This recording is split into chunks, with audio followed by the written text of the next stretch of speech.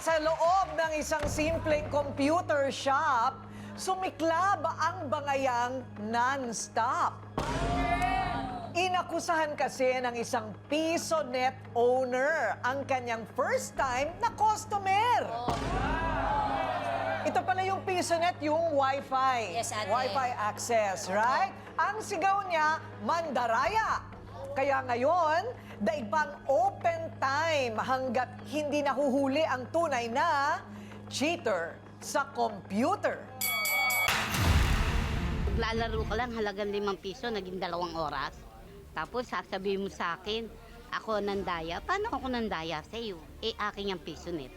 Ikaw, ang kapal ng mukha mo, Seni.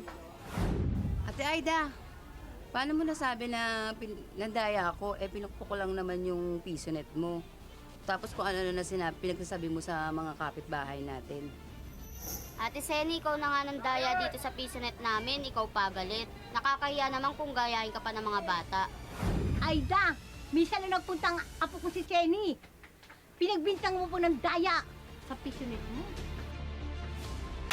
Oras na para marinig ang bawat panig.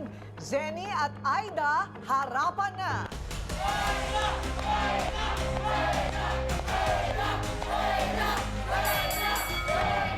Ayun. Anong problema? Ano ba nangyari? Kasi po, pumunta po ako sa PisoNet niya.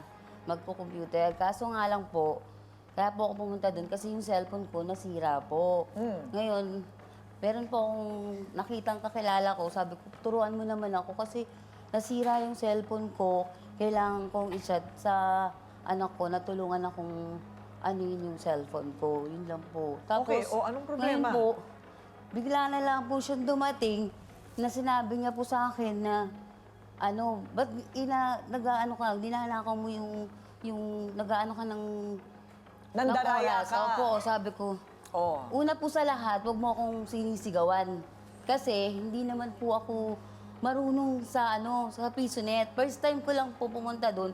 Dahil kung hindi lang naman po nasira yung cellphone ko, hindi naman po ako pupunta So doon. first time mo magpakita sa kanyang PisoNet. Opo. So, paano nangyari? Tapos pinagbintangan ka na Opo. nandaraya ka. Opo. Kung ano na po sinabi niya Teka sa muna, akin. gaano ka katagal doon sa loob ng shop?